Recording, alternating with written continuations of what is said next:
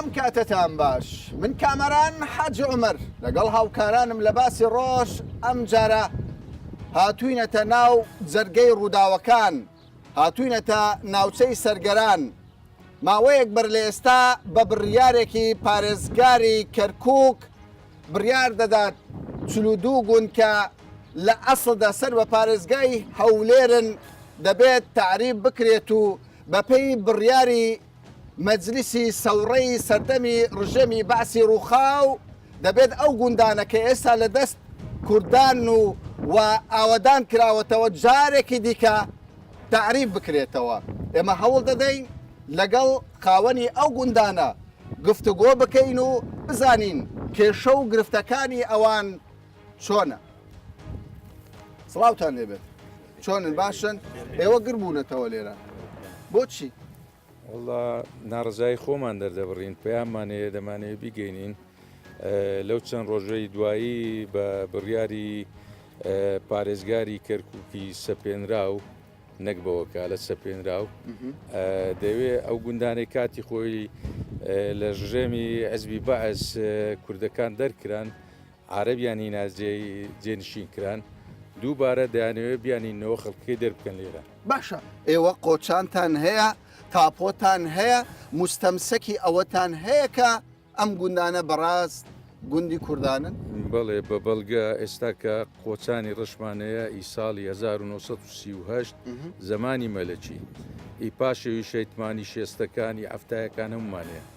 ئەو عەرەبانەی ئێستا کە هاتوونە تێرکوانە دەیانەوێت دووبارە داگیر بکەن خۆی لە ئەسڵا ساڵی 75 حکومەتی عێراقوانەی ناتێرە لە پێشوی هیچ بەڵگەچیان نیە بەس حکومەتی عێراق عەقدی زراعی لە بۆ کردینە پاش 2003 ئەو عەقدانە هەمووی لە غوبوویتەوە باشە من شتێک دەبینم لە دەستی تۆ لە دەستم بەڕێزە ئێمە بەڵگەیەکمان پێەیە کە لە ساری 2007 لە ئەنجومەنی وەزیرانی حکوومەتی عێراقی دەرچووە کە دەڵێتن ئەو عەقدانەی بۆ عەرەب کراوە هەمووی ئلغا بووێتەوە عەقدەکەت پێ بەڵێ کتابەکەت پێ کا ببینیم زانین چۆنە کتابەکەت پێ نیشانەدەم لە پاش ئەوە ئەمە جێبەجێ کرا بەڵام لە پاش 16 ئۆکتۆبەر کە بە زەبری هێز بەڵێ فەرموو ئەمە کتابەکەیە ئەمە کتابێکە لە سەرۆکایەتی کۆمار ڕیاسەت الجمهوریە بڕیاری لژنەی تەنفیزی مادە 140 من دەستور ڕقم 4 دەڵێ بڕیاری لژنەی جێبەجێکار بەڵێ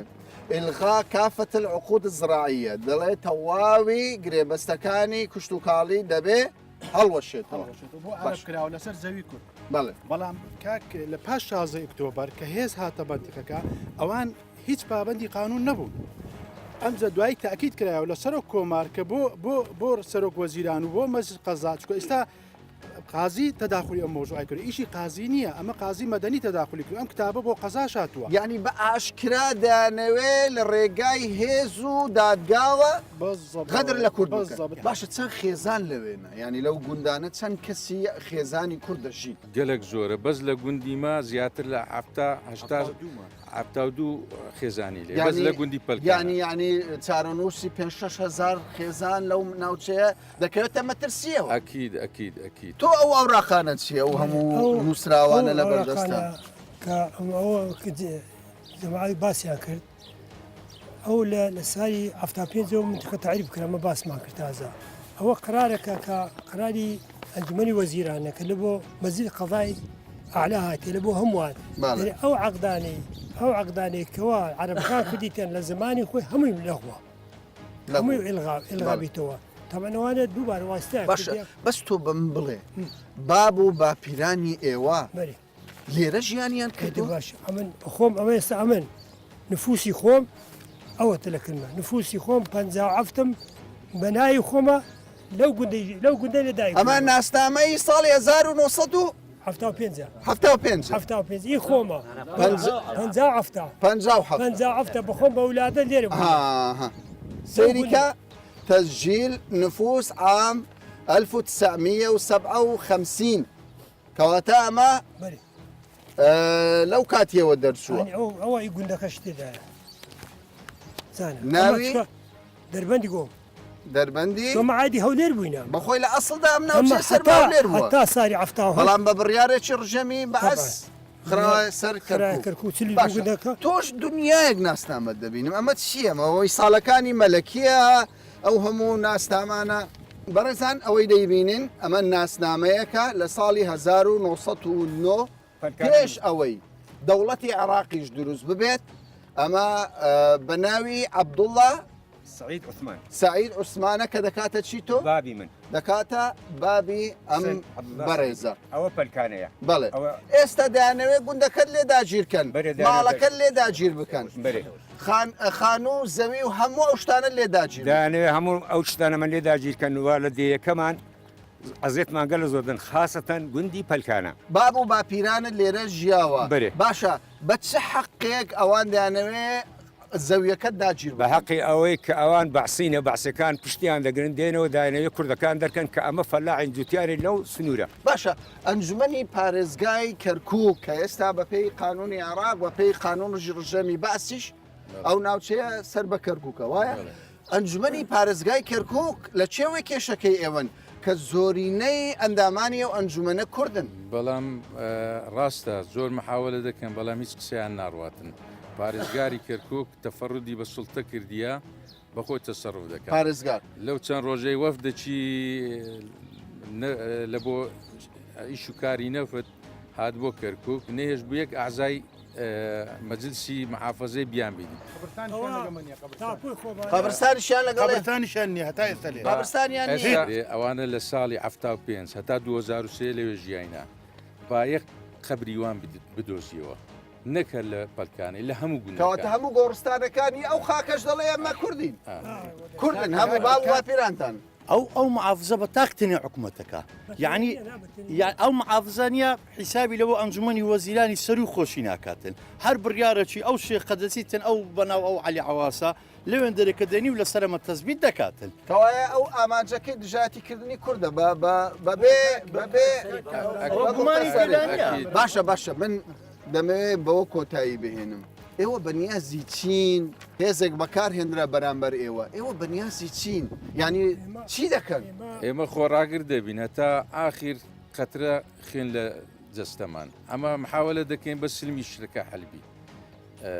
سەرکردایەتی کورد بێتە سەرخەت جەنابی کاک مەسعود کاک کۆسرات دکتۆر بەرام ئەگە حەل نەبوو ئەمە بە خۆمان مقاومە دەکەین تا ئاخیر کەواتە پەیامتان بۆ سەرکردەکانی کوردستانە بەهاناتانەوە بەهانامانەوە بن کاک کامران بە پەلە پارێزگارێکمان بۆ دانە ینی زیاتر لەوە وا تەشەنەی مۆژوعەکە کە خەتی ئەوەی ببتە شەڕێکی قەومی لێ دروست بی ئێمە سنووری کەندێنەوە بە جیناری پەرکانە سارە و چوار مانگە خصوصا گوندەیەکە ئێمە لە عەزاب دەژین هەمومان ینی وەک شێتمان لێ هاتووە لە داشێت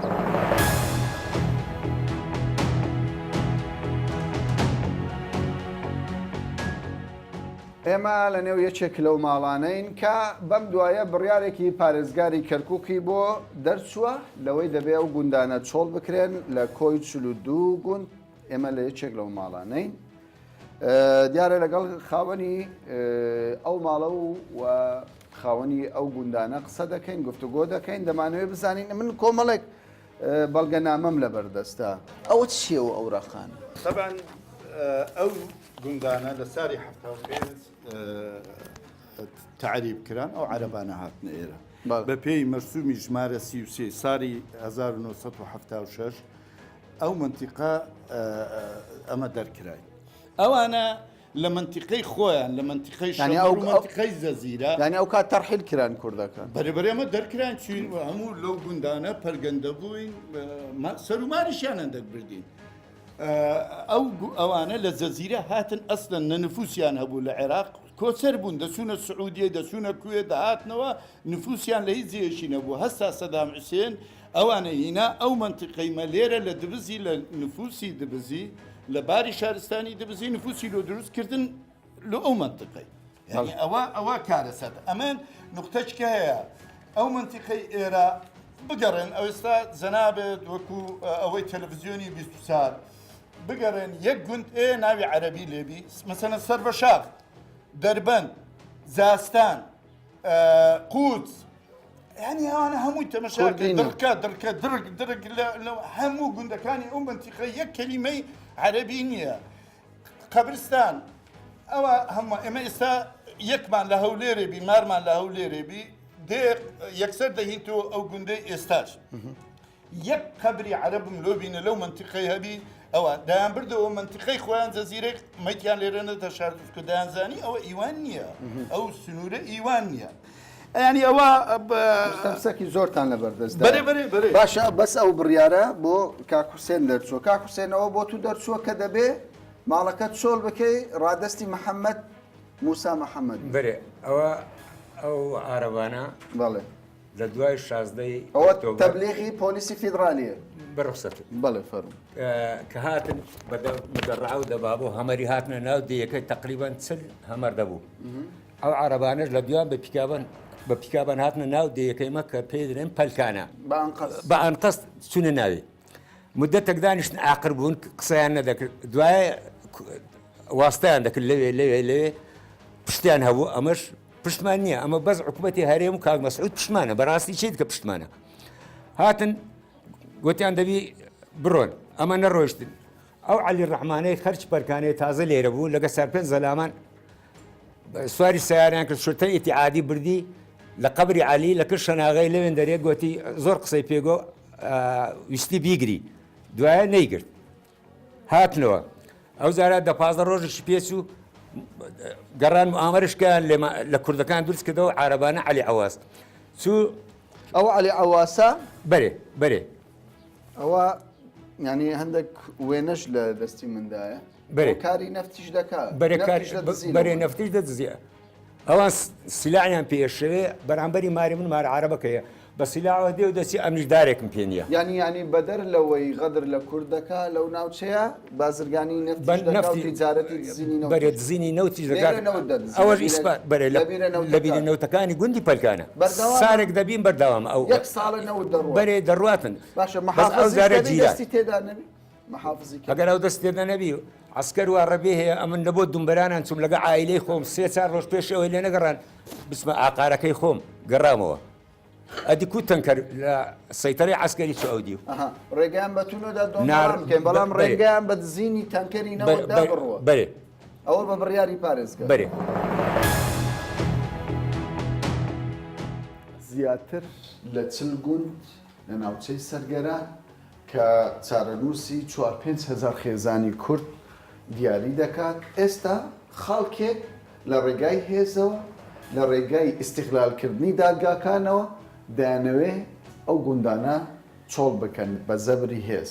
ئێوە چی دەڵێن چی دەکەن لەبارەی ئەم پرسەوە ئەوە زوڵمێکە زوڵمێکی زۆر ئاشکرا لەو منطقەیە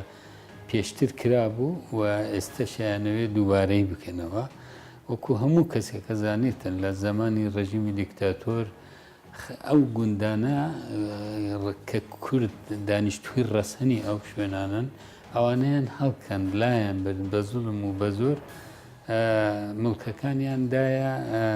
عەرەبی هاوردەکە لە شوێنی ترەوە لە دوورەوە لە چەند جەیەکەوە هێنابوویان لەو مانتقەیە حدودی 42 گوندە دەوروبەری سەر بە شاخ و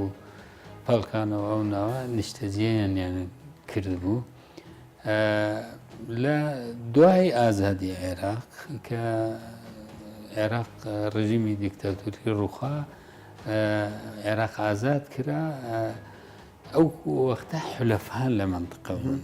ئەمریکیەکان لەوێ نەبوون ئێمە خۆشمان لە گەڵیان بوون ئەندامی ئەنجومەنی پارێزگای کەرکووک بووینەوە سەردەما ئەوانە تەعاملیان لەگەڵ کرا بان کران لەگەڵیان دانیشتن کرا قسمێکیان ڕازی بوون کە زۆر مەرەشە و وەسائلی زراعیان بە قەرز وەرگرت بوو ماگانە ئەیاندایەوە وتیان مەرەشەکانمان بدەنێ و نیوەی مەحاسلی زراعی کە هەیە کردوبیان ئەو ساڵە چونکە وەختی خۆی کە کوردیان دەرکرد هەموو هەمی ئەو ساڵی کوردیان بۆ خۆیان بردبوو لەسەرەوە ڕێککەوتن اتفاقی ئەوانش دەیانزانی کە زوڵمیان کردووە خۆشیان باشیان نەزانی وتیان وەختی خۆی ئێمەیان هێنا گلەیانە کە دەیانوت بە ئیجبار ئێمەیان هێنا بەڵام کوردەکان نەمان ڕایان کرد دەرچوون دەغڵەکانیان بۆ خۆمانمان دووریەوە با ئەم جارە ئێمە زەرەرمان کردووە نیوەی بۆ ئێمە نیوەی بۆوان بالفعل اتفاق کرا ئیمزا کرا ئەوە ڕۆشتن قسمێک تازە هاتبوون ینی هێشتا پێش ڕوخانی سەدام هاتبوونەوە منطقەیەوان وتیانێکی ملیۆنێکمان بدەنیا ڕۆن ئەمانە بە خۆشحاڵیەوە ڕۆشتن و ئیتیفاقیان کرد ئیمزایان کرد قسمێکی تری کە مابوون مادەی 140 کە مادەیەکی دەستوری عێراق حتا ئەو وەختە مابوون نەڕۆیشتن کە هەندێک شێخ لە پشتیان بوو ئەوانە بە پێی مادەی چوار بڕیاری ژمارە چواری لێژنەی ئاساییکردنەوەی کە بە پێی مادەی 140 دەستور پێکهێنرا بوو قەرەبوو کرانەوە هەرێکی 20 میلیۆن دیناریان بەرکەوت 20 میلیۆن دیناری عێراقی دیناری عێراقیان بەرکەوت و ڕۆشتنەوە زۆر بەخۆشی و بە ئیسراحەت چوونەوەکان دکتۆر ئەوەی کە جێگای سەرنجە ئێمە بە دوواداچوونمان کردووە یعنی ئەوانەی کە کوردنشینن گوندنشینن لەوێن دەرێ تەواوی بەڵگەکانیان لە بەردەستدا هەموو مستەمسەکە کە دادگا پێویستی کە بیسەلمێنی کە ئەوانە خاوەن گوندن گوندنشینن دەیسەلمێنێ دادگا چۆن ئێستا ڕێگا بە خەڵکێک دەدا کە لە دەرەوەی ئەو گوندانن بێ مڵکی خەڵکێکی دیکەدا دادگای کەرکووک ئیمڕۆ لە احترامم بۆ دادگایە دادگایەک جێگەیەکی پاکە دامانە بێ بە حیادی و بە بێلایەنی ڕفتار بکە و بە پێی عەدالەت و بە پێی یاسا و دەستور بەڵام ئەوە ئیمڕۆ لەوێن نییە ئیمڕۆ کەرکووک داگیر کراوە احتلال کراوە ئەو خیانەتی 16 ئۆکتۆبەر نەتیجەی ئەمانە بە ئفرازاتی ئەو خیانەتەیە ئیمڕۆ ئەوان دەسەڵات لە دەست ئەوانن نە یاسا ئەزانن دەستورە زانن بە ئارەزووی خۆیان لەوێنە حکومەکەن و دادوەرەکانیش هەنێکی هەم پێی خۆشە هەنێکش لێترس باشە دکتۆر هەر لەسەر بەڵگەکان خەڵکی ناوچەکە دەڵێن ئێمە ئامادەنین گوندەکانی خۆمان چۆڵ بکەین چونکە بەپێی هەموو یاسا و ڕێساکانی دنیا ئەوە گوندی ئێمەیە باب و باپیرانمان لێی ژیاون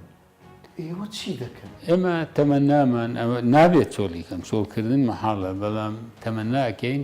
حکومەی ئیتیحادی بە جددی بە حەقانیەت بێتە سەر خەت بۆ ئەوەی ئەو زوڵمە گرێتن هەوڵ هەیە بەڵێ ڕێزدار جەنابی سەرۆک کاک مەسعود بەرزانی ئەو بابەتی زۆر زۆر لە مەبەستە زۆر بە هەندوەری خۆی ئاگاداری ئەو کەیسەیە ئەو بە وردیشی ئیش لەسەرێک کەواتە دەتوانین دڵنیایی بدەین بە دانیشتوانی ئەو ناوچانە کە هێزی پێشمەرگە و سەرکردایەتی سیاسی کورد لەگەڵ یانە و بەڵامەوانیش نابێت چۆلیکە نەبێت لە شوێن خۆیان بمێنن چونکە مافی خۆیانە خاکی خۆیانە ئەبێت بۆ غەریبەیەکی زاڵمی ئەفکاری شۆڤینی نابێت شوێنی باشە دکتۆر یعنی چەندین بەرپرسی دیکە لە بەغدا کوردن جێگری سەرۆکی پەرلەمان نوێنەر هەیە ئەمان ناتوانن بڕیارێکی پارێزگاری کەرکووک کە ئێوە دەڵێن سەپێنراوە ڕای بگرن بەنسبات فراکسیۆنەکان لە ئەنجومەنی نوێنەرانی عێراق بە تەکید هەموو ئەو خوشک و برایەنەی لەوێن لە گشت پێکاتەکان لەگەڵ حەقە بن و لە حەقیش لە لای ئەو خەڵکەی کە ئەیانوێ بە زۆر دەریانکەن لەبەرەوە من دڵنیام ئیشەکەن و خەریکن و پەیوەندیشیان پێوە کراوەکە کاری خۆیان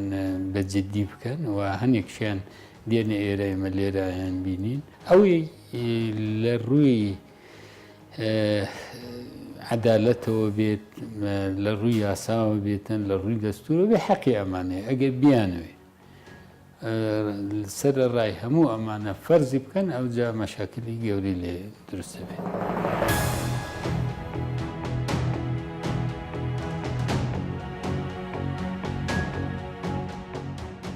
کاک ڕێبوار سوپاس بۆ ئەو دەرفەتە سەرەڕای ئەوەی گفتوگۆ هەیە لە نێوان هەولێر و بەغدا لەلایەن هەردوو حکوومەت هەوڵ دەدرێت پەیوەندیەکانی بەغدا و هەولێر ئاسایی بکرێتەوە بەڵام تاوەکو ئێستاش ڕاکان جبوری سوورە لەسەر ئەوەی کە تعریب دەست پێ بکاتەوە بە پێی ئەو دەسەڵاتەی کە ئێستا هەیەی لە پارێزگای کەرکووک. سواز کا کامەران بەداخەوە ینی ئەم قسەیە ئەڵێم ئیدارەی ئەم شارە و ئەو تەسەڕوفاتانەی کە لەم منتیقەیە هاتوتە ئارا لە دوای ئەم گۆڕانکاری ڕووداوانی لەم منتیقەیە ڕوویداوە بە تایبەتی لە کەرکووک وەکو وایە سیستمی سیاسی یاوەتە نیزامی سیاسی لە عێراق و لە کەرکووک گۆڕابێ وەکو وایە حکومڕانی دەسەڵاتی حکومڕانی لەم وڵاتە و لەم منتیقەیە هەمووی گۆڕاوێت یعنی ئەم تەعاملە و ئەم عەقلەتە تەعاملە وەکو ئەمان گەڕێنێتەوە بۆ دوای 2003 ئەمە بەم شێوازە تەعاملکردن لەگەڵ خەڵکی ئەم منتیقەیە لەگەڵ خەڵکی ڕەسەنی ئەم منتیقەیە من پێم وایە ئەمە هەڵەیەکی زۆر گەورەیە و ئیداری ئەم شارە تێیدا ئەکەوێ و سبەینێ ڕوبەڕووی بەرپرسیارەتی ئەبێتەوە لە ڕووی یاساییەوە و لە هەموو ڕووەکانی ترەوە کە ڕەنگە نەتیجە و عاقیبەکەی خراپ بێت ئێمە لەگەڵ ئەوەین بە هێمنی لەگەڵ ئەوەین هەنگاوەکانمان بە یاسایی و بە ئیجرa'اتێکی ئیداری و یاسایی هەنگاو بنین لە پێناو معالەجەکردنی ئەم کێشەیە بەڵام ئەوەی کە لای من گرنگە دەبێت ئێستاکە قیادەی کوردستانی لەوە تێبگەن یعنی ئەم وشێ بەکارێنم دەبێت لەوە تێبگەن کە وەزعێکی ترسناک هەیە و بیرکردنەوە و ئەجندایەکی خەتەرناک هەیە لەم منتیقەیە بۆ تعریبێکی نوێ بۆ شێوازێکی تر لە تعریبکردنی ئەم منتیقەیە هەر جاری بە بیانویەک ئێمە وەکو پەرلەمانتاران کاری خۆمانە واجبی خۆمانە ڕوبەڕووی هەموو ئەو هەوڵانە ئەبینەوە و تا ڕادەیەکیش باش ڕێمان لێگردوون بەڵام ئیدارەکە کێشەکە لەوەیە هەوڵەکان بۆ تعریبکردنیان هەوڵەکان بۆ ئەوەی وەزعەکە تێکچێ لە ئیداری ئەم شارەوە هەوڵە یان کار ئاسانی لە ئیداری ئەم شارەوە بۆ ئەکرێت لە کاتێکە هەمومان دەزانین لە بەغدا و لە خوارو ناوەڕاستی عێراق بەڵێ کاک ڕێبوار پێت وایە چارەسەرەکە لە هەولێرە یان وەکو زۆرینەی خەڵک دەیبین چارەسەرەکە لە بەغدایە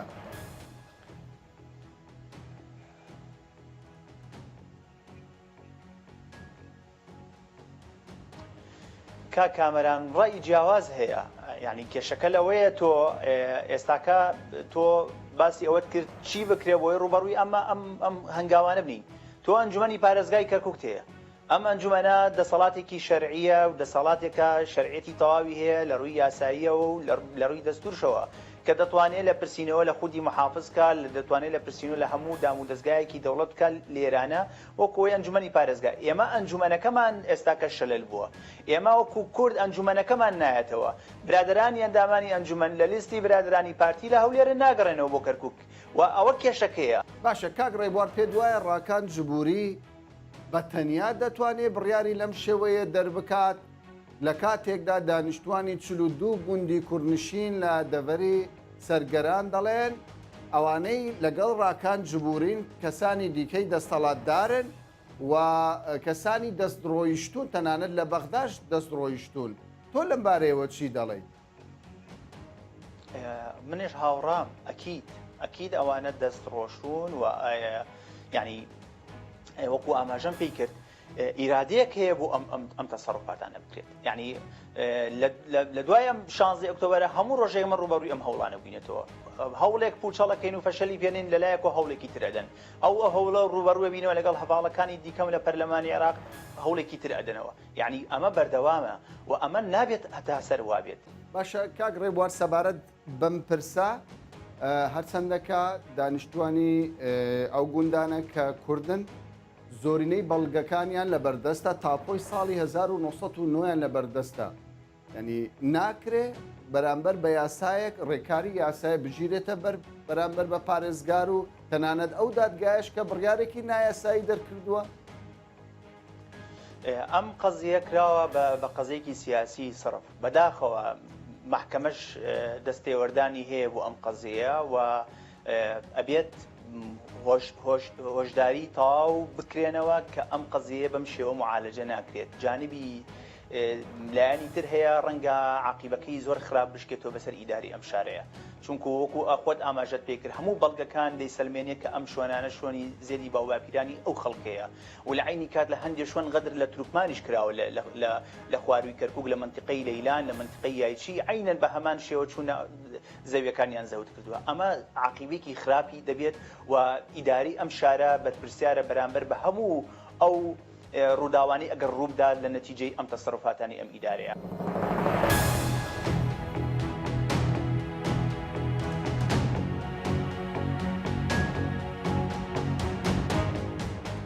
هەموو ڕێکارەکانی پارێزگاری بە زۆر سەپێنراوی کەرکووک ڕاکان سەعید بەرامبەر بە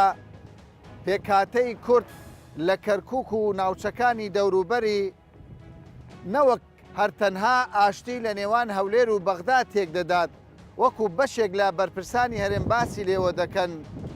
یاریەکی ئاگرینە کە دەوێت لە ڕێگایەکەوە فیتنەیەکی دووبەرەچی لە نێوان پێکهاتەی کورد و عەرەبدا دروست بکات و دواتریش کوشتن و کوشتنکاری لێ بکەوێتەوە. دانیشتوانی ئەو ناوچانەی کە لە ڕێگای بڕیارێکی پارێزگاری بە زۆر سەپێنراوی کەرکووک داوایان لێ دەکرێت گوندەکانیان چۆڵ بکەن. ئەمان چاویان لە سەرکردایەتی سیاسی هەرێمی کوردستان و نوێنەرانی کوردە لە بەغدا لەوەی ڕێگا لە بڕیارە نایاساییەکانی پارێزگاری سەپێنراوی کەرکووک بگرن و کێشە و ئازارەکانی ئەوانیش کۆتایی پێبێنن تا باسێکی دیکە و بابەتێکی دیکە بەخواتان دەسپێرم.